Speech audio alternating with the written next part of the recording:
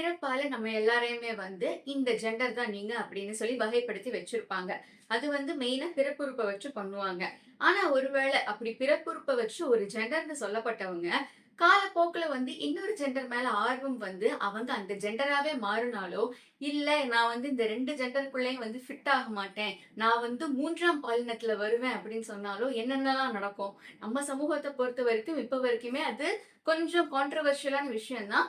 எல்லா இடங்கள்லயுமே வந்து பரவலா அந்த விஷயம் ஏற்றுக்கொள்ளப்பட்டதுன்னு நம்மளால சொல்ல முடியாது. மேலை நாடுகள்ல இப்ப கொஞ்சம் கொஞ்சமா நார்மலைஸ் ஆயிருக்கு. ஆனா நம்ம தமிழ்ல வந்து முன்னாடி காலத்துல இருக்கிற இலக்கியங்கள்லயே இந்த மாரி விஷயங்கள பத்தியெல்லாம் சொல்லியிருந்திருக்காங்க. அதாவது நான் வந்து இன்டர்செக்ஸ் அப்படின்ற ஒரு கேட்டகரிக்குள்ள வருவேன் அப்படின்னா, பேடி அப்படின்னு சொல்லி தமிழ்ல அதுக்கு ஒரு வார்த்தையெல்லாம் வேற குடுத்து வச்சிருந்திருக்காங்க. கோபி சங்கர் அவர்கள் எழுதின மறைக்கப்பட்ட பக்கங்கள், பால், பாலினம், பாலியல் ஒருங்கிணைவு அப்படிங்கிற புத்தகத்த பத்தி தான் இன்னைக்கு நம்ம வந்து வீடியோல பேசப் போறோம். இந்த புத்தகம் வந்து சற்றே கான்ட்ரோவர்ஷியலான புத்தகம் தான். ஏன்னா, நம்மளுடைய அந்த சமூகத்துக்கு எதிரா நிறைய கருத்துக்கள் இந்த புத்தகத்துல இருக்கு. இந்த வீடியோ நெடுகிலுமே வந்து ஆங்கிலத்துக்கு அடுத்தபடியா தமிழ்ல தான் வந்து இந்த மாதிரி வேற வேற ஜெண்டர்ஸோட ஐடென்டிஃபை பண்ணிக்கிறவங்களுக்குலாம் வார்த்தைகள் இருக்கு. கிட்டத்தட்ட 50க்கும் மேற்பட்ட தமிழ் பாலினங்கள் இருக்கு அப்படிங்கிறதையும், நம்மளுடைய முன்னாடி காலத்துல ராமாயணம், மகாபாரதம் அதுலலாம் வந்து இந்த மாதிரி விஷயங்கள எப்படி அட்ரஸ் பண்ணியிருக்காங்க அப்படின்னும், ஃபைனலா வந்து இந்த வானவில் அப்படிங்கிற ஒரு ஃபிளாக் எல்லாம் யூஸ் பண்ணுவாங்க இல்லைங்களா? அந்த வானவில் ஃபிளாக் எப்படி வந்தது? இப்ப வந்து 2 பெண்கள் காதலிக்கிறாங்க அப்படின்னா, அதுல ஒரு பெண் வந்து ஒரு மாரி ஜீன்ஸ் பேண்ட் போட்டுட்டு ஒரு மாரி ஆண் மாரி நடந்துக்கிறத வந்து நம்ம பார்த்திருப்போம். சோ அந்த விஷயமெல்லாம் எங்கருந்து வருது? இதோடைய உளவியல் காரணங்கள் என்னென்ன? உலக நெடுகிலுமே வந்து இந்த விஷயம் எப்படி உருமாறிட்டே வந்திருக்கு? நம்மளுடைய கோயில் சிற்பங்கள்ல வந்து இத பத்திலாம் சொல்லியிருக்காங்களா? அப்படிங்கிறத இந்த வீடியோ நெடுகிலுமே நம்ம பார்க்க போறோம். இதுல சொல்லப்பட்ட எந்த கருத்துக்களுமே வந்து என் கருத்துக்கள் கிடையாது. புத்தகத்துல இருக்க கருத்துக்கள் தான். உங்களுக்கு என்ன கருத்து தோணுச்சு அப்படின்னாலுமே வந்து நீங்க கீழ கமெண்ட்ல சொல்லுங்க. சமகாலத்துல நம்ம எல்லாருமே வந்து பார்த்து ரசிக்கக்கூடிய விதமா 2 சீரிஸ்ல இந்த விஷயத்த வந்து அணுகியிருப்பாங்க. ஒண்ணு வந்து மாடர்ன் ஃபேமிலி. மாடர்ன் ஃபேமிலில வந்து ஒரு சேம் செக்ஸ் கப்புள் இருப்பாங்க. அவங்க வந்து ஒரு சின்ன குழந்தை, அதுவும் பொம்பள புள்ளைய வந்து தத்தெடுத்து வளர்த்தலாம் வேற செய்வாங்க. அந்த ரிலேஷன்ஷிப் டைனமிக்ஸ் பத்தி அந்த சீரிஸ்ல நல்லா எக்ஸ்ப்ளோர் பண்ணியிருப்பாங்க. ஏன்னா 3 குடும்பங்கள் இருக்கும் அதுல. அவங்க வந்து அவங்களுக்குள்ள என்னென்னலாம் ப்ராப்ளம்ஸ் வருது, என்னென்ன விஷயங்கள்லாம் இருக்கு அப்படின்னு. லைக் நம்ம மாடர்ன் ஃபேமிலி பார்த்தா that is literally free therapy மாரி தான். அந்த குடும்பத்த பார்த்ததுக்கு அப்புறமா வந்து நம்மளும் வந்து அந்த மாதிரி ஒரு குடும்பமா நம்மளே நினைக்க ஆரம்பிச்சுருவோம். இந்த மாரி இருக்காங்க அப்படின்னு சொல்லி நம்மளே யோசிக்க ஆரம்பிச்சுருவோம். இன்னொன்னு வந்து ஷிட்ஸ் கிரீக் அப்படிங்கிற ஒரு சீரிஸ் இருக்கு. ஆக்சுவலி ஷிட்ஸ் கிரீக் அது மாறி மாறி ப்ரொனவுன்ஸ் பண்ணுவாங்க. அந்த சீரிஸ்லயுமே வந்து ஒரு கேரக்டர வந்து பான் செக்சுவலா காட்டியிருப்பாங்க. அந்த கேரக்டர் வந்து சொல்லும். எனக்கு வந்து ஒயின் தான் பிடிக்கும். பாட்டில் வந்து எனக்கு பிரச்சனை இல்ல அப்படின்னு சொல்லும். ஸோ அந்த மாரி நெறைய விஷயங்கள் எக்ஸ்ப்ளோர் பண்ணியிருப்பாங்க. ஸோ உங்களுக்கு அந்த டாபிக்ஸ் பிடிக்கும்னா இந்த 2 சீரிஸையும் நீங்க ட்ரை பண்ணி பார்க்கலாம். ஸோ இந்த புத்தகத்துல வந்து முதல்ல அட்ரஸ் பண்ணியிருக்க ஒரு விஷயம் வந்து பசி அப்படிங்கிற விஷயத்த பத்தி. மேல் வயிற்று பசி, கீழ் வயிற்று பசி அப்படின்னு 2 பசி இருக்கு. அதாவது பசிக்கிறப்ப உங்களுக்கு என்ன பிடிக்குமோ அத நீங்க சாப்பிடலாம். இல்ல என்ன குடுக்குறாங்களோ அத சாப்பிடலாம். ஆனா உங்களுக்கு ஒவ்வாத ஒரு விஷயத்த சாப்பிடு சாப்பிடுன்னு சொல்லி திணிச்சா எவ்ளோ கஷ்டமா இருக்கும் அது. நல்ல விஷயமா அது? அப்படி சாப்பிடு சாப்பிடுன்னு திணிக்கிறது அப்படின்ற ஒரு கேள்வி எழுப்பியிருப்பாரு. பசிக்கே வந்து எல்லாருமே வந்து உடனே எதிர்கருத்தாற்றிட்டு, "ஏய் எப்படி சாப்பிட முடியும்?" அப்படின்னு கேள்வி கேட்டுட்டு வர்றாங்களே. ஒருத்தவங்களுக்கு வந்து ஒரு பாலினத்துல இருக்க புடிக்கல அப்படின்னா, அவங்கள ஏன் அந்த பாலினத்திலே இருக்க சொல்லி கட்டாயப்படுத்துறீங்க எல்லாரும்? அப்படிங்கிற ஒரு கேள்விய வந்து முன் வச்சிருப்பாரு. இது வந்து ரொம்ப ஒரு கான்ட்ரோவர்ஷியலான கேள்வி தான். ஏன்னா பிறப்பால நம்மள சொல்லியிருப்பாங்க, நீங்க என்ன ஜெண்டர் அப்படின்னு சொல்லிட்டு. பட் இல்ல, நீங்க வந்து you are free to choose your gender அப்படின்னா அது எவ்வளவு இதா இருக்கும். உங்களுடைய பாலினத்த நீங்களே தேர்ந்தெடுத்துக்கலாம் அப்படிங்கிற ஒரு உரிமை வரணும் அப்படின்னு சார் சொல்லியிருக்காரு. இது வந்து எந்த அளவுக்கு தற்காலத்துல சாத்தியப்படும்னு நினைக்கிறீங்க? நீங்க கமெண்ட்ல சொல்லுங்க.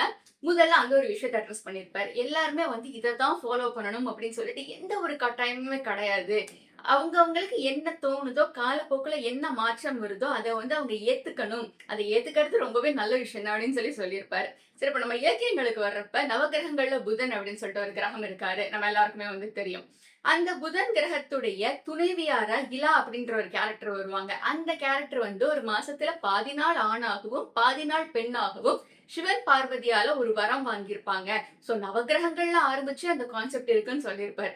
அதுக்கு அடுத்தபடியா வந்து நம்ம எல்லாருக்குமே தெரிஞ்ச மகாபாரதம். மகாபாரதத்துல சிகண்டி அப்படிங்கிற ஒரு கேரக்டர் இருக்கும். பீஷ்மர வந்து கொல்லணும். அந்த பீஷ்மர் மேல கொண்ட பகைனாலேயே வந்து ஒரு பிறப்பெடுத்து அவர கொல்றதுதான் அந்த அந்த பொண்ணோட பிறப்போட முழு விஷயமே. சிகண்டி வந்து பீஷ்மர கொல்றதுதான். அதே மாரி பண்ணவும் செஞ்சுருவாங்க அவங்க.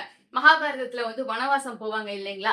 அதுல வந்து கடைசி 1 வருஷம் அஞ்ஞாதவாசம் அப்படின்னு சொல்லுவாங்க. அதாவது நீங்க வந்து மாறு வேஷத்துல இருக்கணும். ஒருவேளை நீங்க மாறு வேஷத்துல இருக்கப்ப நாங்க உங்கள கண்டுபிடிச்சிட்டோம்னா, மொத்த வனவாசத்தையும் திருப்பி நீங்க ரிப்பீட் பண்ணணும். அப்ப அர்ஜுனன் வந்து பிருகன்னலை அப்படின்னு சொல்லிட்டு ஒரு கேரக்டரா வாழ்ந்துட்டு இருப்பாரு. அதை தாண்டி அர்ஜுனன் வந்து கிருஷ்ணர் மேல கொண்ட பற்றின் காரணமா அர்ஜுனி அப்படின்ற ஒரு பெண்ணாகவும் பிறப்பாங்க. அதாவது அந்த ஒரு ஆத்துல வந்து முங்கி எந்திரிக்கிறப்ப அவங்க அர்ஜுனியா மாறுவாங்க. சோ கிருஷ்ணரும் அர்ஜுனியும் சேர்ந்து இருந்தாங்க அப்படின்லாம் புராணங்கள் சொல்லுது அப்படின்னு சார் இந்த புத்தகத்துல வந்து விளக்கி சொல்லியிருக்காரு. இதுல முக்கியமா சொல்றது வந்து அர்த்தநாரீஸ்வரர் அவர்களை. அர்த்தநாரீஸ்வரர் வந்து பாதி ஆண் பாதி பெண்ணாக இருப்பாரு. சோ இந்த இதை வந்து முன்னாடி காலகட்டத்துல எல்லாம் இப்ப பிரிஞ்சு போறாங்க அப்படின்னா, இப்ப 2 ஆணும் பெண்ணும் பிரிஞ்சிருக்காங்க அப்படின்னா அவங்க வந்து இந்த அர்த்தநாரீஸ்வரர் உருவத்தை தான் காட்டுவாங்களா. இங்க பாத்தியா பாதி பாதியா இருக்காங்க. சோ அந்த ஆண் வந்து அந்த பெண்ணை தான் கூடவே தான் தாங்கி இருக்கான். அந்த மாதிரி தான் நானும் வந்து நீ எப்பயுமே என் கூட தான் இருப்ப.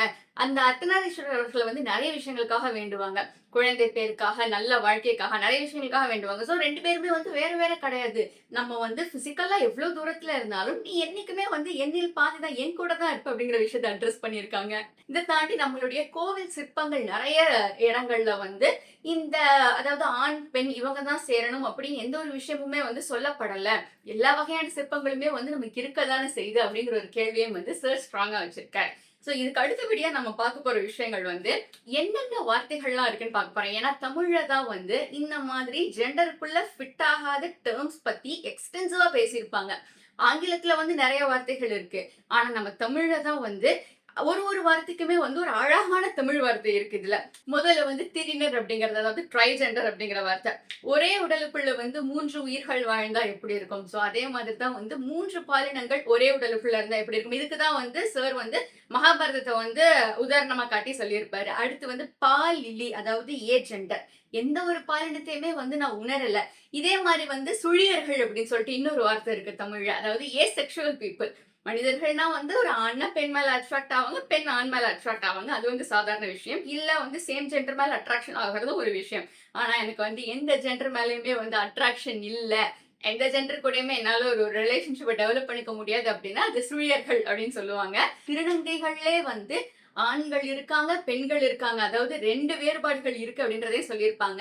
இன்னொரு விஷயம் வந்து இந்த காலகட்டத்துல எல்லாருமே எல்லா விஷயங்களையுமே வந்து மாத்திக்கலாம். ஏன்னா எல்லா விஷயங்களுக்குமே வந்து ஒரு ஒரு எல்லாத்துக்குமே சர்ஜரி ஆகட்டும், ஒரு மெடிக்கல் ட்ரீட்மெண்ட் ஆகட்டும் எல்லாமே வந்து இருக்கு.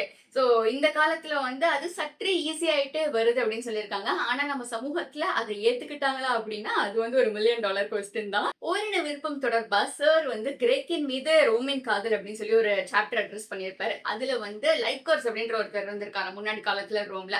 அவரு ரொம்ப முரணான ஒரு விஷயத்த முன் வச்சிருக்காரு. போர் வீரர்கள்லாம் வந்து தங்களுடைய திறமைகளை மேம்படுத்திக்கிறதுக்காகவும் தங்களுடைய ஆண்மையை வந்து சிறப்பா காட்டிக்கிறதுக்காகவும் ஒரு பால் ஈர்ப்புல வந்து அவங்க பார்ட்டிசிபேட் பண்ணலாம். அவங்க வந்து ரொம்ப ஆக்டிவாவே வந்து சேம் ஜெண்டரோடய வந்து உறவுல ஈடுபட்டு இருக்கணும் அப்படிங்கிற ஒரு விஷயத்த சொல்லியிருக்காராம். இதை வந்து போர் வீரர்கள்லாம் அந்த காலத்துல பயங்கர மகிழ்ச்சியாவும் பண்ணியிருக்காங்களாம். அந்த காலகட்டத்திலே அவங்க வந்து மனைவி குழந்தைகள்னு எத்தனை பேர் இருந்தாலும் அவங்களாம் அதுக்கு முக்கியத்துவம் கொடுக்கறது கிடையாது. அவங்க வந்து அந்த மற்றொரு ஆண் மேல இருக்கிற காதல், அந்த ஒரு விஷயம் எனக்கு வேணும் அப்படின்னு நினைச்சு அவங்க அதுதான் முழுக்க முழுக்க போக்கஸ் பண்ணிக்கிட்டு இருந்திருக்காங்க. உலகத்திலே வந்து ஓரின காதல்களுக்கு தனியா இப்படி ஒரு அங்கீகாரம் கொடுத்தது வந்து இந்த ஸ்பார்டன்ஸ் அவங்கதான். இவங்க வந்து இந்த விஷயத்த வச்சு நிறைய இதுல லேயர்ஸ் இருந்திருக்கு. அதாவது அந்த வயது கூட இருக்கிற ஒரு ஆண், வயது இளமையா இருக்கிற ஒரு ஆண் கூட இருக்கிறது, இந்த ஒரு டாமினேஷன் அப்படிங்கிற ஒரு விஷயம் சொல்லுவாங்க இல்லைங்களா? அந்த ஒரு காலகட்டத்துல அந்த கன்சென்ட் இப்படித்தான் இருக்கணும் அப்படின்னு வரையறுக்கப்படாத காலகட்டங்கள்ல இந்த வயதுல சின்ன ஆண்களை தேர்ந்தெடுத்து நிறைய விஷயங்கள் பண்றதுலாம் இருந்திருக்காங்க. ஒரு கட்டத்துக்கு அப்புறம் அதெல்லாமே வந்து ஒழுங்குமுறைப்படுத்தியிருக்காங்க. ஏன்னா இவங்களை பொறுத்த வரைக்கும் அந்த ஈர்ப்பு தான் ஜாஸ்தியா இருந்திருக்கு. அதுல வந்து இந்த காதல் அப்படிங்கிற ஒரு விஷயமே அந்த காலத்துல ஏன் இவ்வளவு ஸ்ட்ராங்கா அட்ரஸ் ஆகல அப்படின்னு சொல்லியும் சார் கேட்டிருப்பாரு. ஏன்னா இந்த ஒரு காலகட்டத்துல ஒரு காதல் அப்படின்னு அட்லீஸ்ட் நம்ம வந்து ஒரு வரையறையாச்சும் நம்மளால கொடுக்க முடியுது. பட் அந்த காலத்துல வந்து அந்த வயதில் இளமையா இருக்கிறவங்க அவங்களுக்கும் ஃபீலிங்ஸ் இருக்கும்ல, அவங்களுக்கும் எல்லாமே இருக்கும்ல. அப்படி இருக்கிறப்ப நம்ம வந்து அவங்கள இல்ல நீ வந்து எனக்கு அடிமை மாதிரி அப்படின்னு சொல்லிட்டு நம்ம ட்ரீட் பண்ண முடியாதுல்ல அப்படின்னு சொல்லியிருப்பாங்க. முன்னாடி காலத்துல அந்த இடங்கள்ல வரையப்பட்ட சிற்பங்கள் எல்லாத்துலயுமே வந்து இப்ப 2 பேர் வந்து ஒண்ணா இருக்க மாதிரி இருக்குன்னா சுத்தி இருக்கிற மக்கள் எல்லாருமே வந்து ஒரு மாதிரி நின்னு ஒரு மாதிரி பார்த்துட்டு போவாங்க. அந்த மாதிரியான உருவங்களும் அதுல இருந்திருக்கு. சோ நின்னு பார்த்துட்டு போறாங்க அப்படின்னா அது பெருசா கண்டுக்கலாங்க. நிக்கிறாங்க, சில பேர் பாக்குறாங்க, சில பேர் வந்து நின்னுட்டு அப்படியே கடந்து போயிருவாங்க. சோ அப்ப வந்து இந்த ஒரு விஷயம் ரொம்பவே நார்மலைஸ்டா இருந்திருக்கு அப்படின்றதையும் சார் சொல்லியிருக்காரு. அடுத்ததா ஜப்பான்ல வந்து சாமுராய்கள் அப்படின்னு சொல்லிட்டு ஒரு பீப்புள் இருந்திருக்காங்க. முன்னாடி எல்லாம் வந்து ஒரு மாதிரி கையை கிழிச்சுக்கிட்டு அந்த ரத்தத்துல வந்து ஐ லவ் யூ அப்படின்னு சொல்லி எழுதியிருப்பாங்க இல்லைங்களா? இப்ப வந்து யோசிச்சு பாக்குறப்ப ஒரு மாதிரி ஐயோ என்னடா பண்றீங்க அப்படிங்கிற மாதிரி இருக்கும். பட் முன்னாடி வந்து அப்பெல்லாம் நிறைய பேர் பண்ணுவாங்க. இந்த இடத்துல எல்லாம் வெட்டி எழுதிக்குவாங்க. இந்த ரிஸ்ட் கிட்ட எல்லாம் வெட்டிக்குவாங்க. பத்தி உனக்காக நான் வெட்டியிருக்கேன். பட் முக்கியமான நரம்பு எதையும் வெட்டியிருக்க மாட்டாங்க. சும்மா நம்ம காய்கறி வெட்டுறப்ப ஏதாச்சும் கீறுற மாதிரி தான் பண்ணியிருப்பாங்க. ஆனா இது வந்து முன்னாடி காலத்துல இந்த ஜப்பான்காரங்க பண்ணிக்கிருந்திருக்காங்க இந்த விஷயத்த. ஸோ அவ்ளோ காதல் இருக்கு எனக்கு உன் மேல அப்படின்னு சொல்லியிருக்காங்க. அதுலயும் வந்து அந்த ஓரின ஈர்ப்பு அப்படிங்கிற விஷயம் அவங்களோட கல்ச்சர்லயுமே வந்து ஒரு பகுதியாகவே தான் இருந்திருக்கு. அந்த ரத்தத்த 2 பேரோட ரத்தத்தையுமே வந்து ஒண்ணா இணைக்கிறதன் மூலமா, அதாவது 2 பேர் ரத்தம் இப்படி வச்சுப்பாங்க. வைக்கிறதன் மூலமா வந்து நம்ம 2 பேருமே வந்து என்னைக்குமே பிரிய மாட்டோம். நம்ம எப்பயுமே இதே மாதிரி ஒண்ணா தான் இருப்போம் அப்படிங்கிற ஒரு விஷயத்த சொல்லியிருப்பாங்க. இதுல வந்து பெண் அடிமைத்தனம் ஜாஸ்தியா இருந்ததுனால, இப்ப 2 ஆண்கள் வந்து அவங்களுக்கு பிடிச்சிருந்தது அப்படின்னாலுமே, அதுல ஒரு ஆண் வந்து ஒரு பெண் மாதிரி வேடமிட்டு இருந்திருக்காங்க. கிராஸ் ட்ரெஸ்ஸிங் அப்படிங்கிற இந்த காலத்துல ஒரு டெர்மினாலஜி சொல்லியிருக்காங்க. இத வந்து நம்ம இன்னைக்கு இந்த யூடியூப் காரங்கலாம் போய் எல்லாம் பேட்டி எல்லாம் எடுக்குறாங்கல்ல. இப்போ 2 பெண்கள் ஒண்ணா இருக்காங்க அப்படின்னா போயிட்டு அவங்க கிட்ட பேட்டி எல்லாம் எடுக்குறாங்க. பட் இவங்க பேட்டி எடுக்கிற நேரமா என்னன்னு தெரியல. பேட்டி எடுத்த பிற்பாடு அவங்க 2 பேருமே வந்து பிரிஞ்சு போயிடுறாங்க.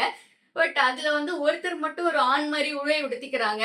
சோ ஏன் அப்படி பண்றாங்க? நம்ம கமெண்ட் செக்ஷன்ல போய் பார்த்தா வந்து அப்படி ஒரு விஷயம் இருக்கும். என்ன ஆண் மாரி உடுத்திக்கிட்டு இருக்காங்க. இதுக்கு நீங்க ஆணையே விரும்பிட்டு போயிரலாமே அப்படின்னு சொல்லியிருப்பாங்க. பட் இந்த காலகட்டத்துல வந்து இந்த ஜப்பான்காரங்க ஒருத்தர் வந்து பெண் மாரி உடை உடுத்தி இருந்திருக்காங்க. எதுக்காக அப்படின்னா, அந்த காலத்துல பெண்கள அடிமைகளா நினைச்சிருக்காங்க. பெண்களுடைய உறவு வந்து அவ்வளவா பேசப்படல. சோ ஒருத்தவங்க வந்து இந்த மாதிரி சப்மிசிவா உடை உடுத்தவும், ஆட்டோமேட்டிக்கா இன்னொருத்தர் வந்து நான் டாமினேட்டிங்கான ஆள் தான் அப்படின்னு சொல்ற மாதிரி இத பண்ணியிருந்திருக்காங்க. ஆனி லிஸ்டர் அப்படிங்கிறவங்க தான் நவீன உலகத்துடைய முதல் லெஸ்பியனா இருந்திருக்காங்க. அதாவது பெண்கள் மேல ஆர்வம் உள்ளவங்க. இவங்க வந்து நெறைய கதைகள், கட்டுரைகள்லாம் எழுதியிருக்காங்க. எல்லா கட்டுரைகள்லயுமே வந்து இவங்க நேத்து வந்து எனக்கு 2 முத்தங்கள் கிடைச்சுச்சு. இன்னைக்கு வந்து எனக்கு 1 முத்தம் கிடைச்சுச்சு அப்படின்னு முத்தம் அப்படிங்கிற வார்த்தைய யூஸ் பண்ணியிருப்பாங்க. ஏன் என்ன முத்தம் தானே அப்படின்னு நம்ம யோசிச்சா, அது வந்து அந்த கட்டுரைய முழுசா படிச்சதுக்கு அப்புறம் தான் நமக்கு தெரியும். அது வந்து வெறும் முத்தம் கிடையாது. அவங்க வந்து உடலுறவ தான் அவங்க வந்து அப்படி விளக்கி சொல்லியிருக்காங்க. ஏன்னா அந்த காலகட்டத்துல வந்து அந்த பெண்கள் அப்படிங்கிற விஷயம் பயங்கர ஹெவிலி சென்சார்டா இருந்திருக்கு. ரொம்ப தப்பான ஒரு விஷயமாவும் இருந்திருக்கு. அப்படி இருந்ததுனால அவங்க வந்து இந்த மாரி விஷயங்கள கொஞ்சம் பூசி ஒரு மாரி கவர் அப் பண்ணி தான் சொல்லியிருக்காங்க. இவங்க நெறைய சுய பரிசோதனைகளுக்கு அப்புறமா தான் எனக்கு வந்து பெண்கள் மேல தான் அட்ராக்ஷன் இருக்கு அப்படிங்கிற ஒரு விஷயத்தை கண்டுபிடிச்சிருந்திருக்காங்க. அவங்க உறவினர்கள் இவங்க கிட்ட கேட்கிற எல்லார்கிட்டயுமே வந்து இவங்க வந்து முடிஞ்ச வரைக்கும் விளக்கி சொல்ல முயற்சி பண்ணியிருக்காங்க. இல்லங்க இந்த மாதிரி கிடையாது. எனக்கு இப்படி இருக்கு. இந்தந்த விஷயங்கள்லாம் இருக்கு அப்படின்னு சொல்லி ட்ரை பண்ணியிருக்காங்க. அதுல ஒரு விஷயம் என்னன்னா, இவங்க வந்து யாரையும் சார்ந்து வாழ தேவையற்ற அளவுக்கு இவங்களுக்கு வந்து நெறைய வருமானம் இருந்திருக்கு. எல்லா ஆஸ்பெக்ட்லயுமே பார்த்துக்கிட்டோம்னா, அந்த ஒரு விஷயம் அது ஒரு ஸ்ட்ராங்கான பாயிண்ட் தான்.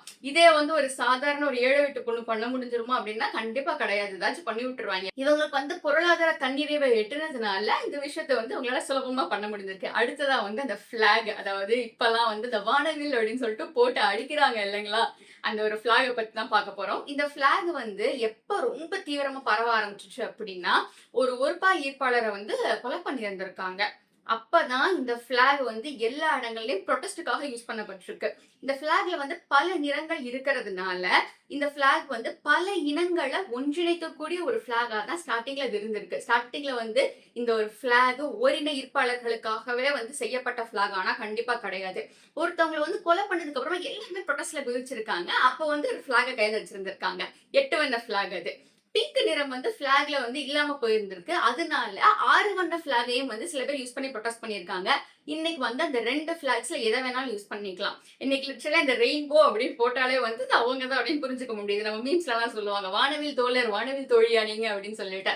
சோ அது வந்து ஸ்டார்ட்டிங் பாயிண்ட் அங்கிருந்து தான் வந்திருக்கு. இத வந்து உங்களுக்கான ஒரு அடையாளமா மெல்ல மெல்ல அந்த புரொடெஸ்ட்க்கு அப்புறமா இவங்களே வந்து மாத்திக்கிட்டாங்க. ஃபிளாக செஞ்சவர் பேர் வந்து கில்பர்ட் பேக்கர். 1978ல முதல்ல ஃபிளாக உருவாக்கி இருக்காரு. கொஞ்சம் வருஷம் கழிச்சு அவரே மாடிஃபைடு வெர்ஷனையும் உருவாக்கி இருக்காரு.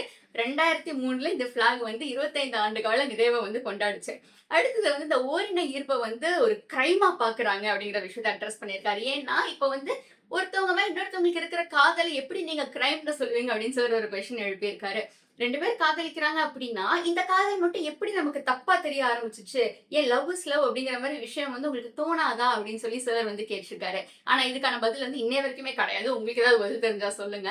ஆனா ஒரு விஷயம், இப்ப சமூகம் வந்து இவங்களெல்லாம் மட்டும் எப்படி வேறுபடுத்தி வச்சிருந்திருக்கு? ஏன்னா இன்னைக்கு வரைக்குமே வந்து திருநங்கைகளுக்கான ஒரு மரியாதை கிடைக்குதான்னா, இப்பதான் அதுவே சில இடங்கள்ல கொஞ்சம் கொஞ்சமா வந்து மாற ஆரம்பிச்சிருக்கு. ஆப்வியஸா எல்லாருமே வந்து ஒரே மாதிரி கிடையாது. ஆனா இந்த மொத்த ஸ்பெக்ட்ரமுக்கே வந்து மரியாதை கிடைக்குதா அப்படின்னா, அது கொஞ்சம் கம்மி தான். சும்மா அத கேலி, கிண்டல், நக்கலுக்காக யூஸ் பண்றாங்க. ஏன் ஒருத்தவங்களோட காதல வந்து கொச்சப்படுத்துறீங்க அப்படிங்கிற மாரி கேட்டிருக்காரு. ஏன்னா இது வந்து அறிவியல் கூட இத நம்மளால விளக்க முடியல.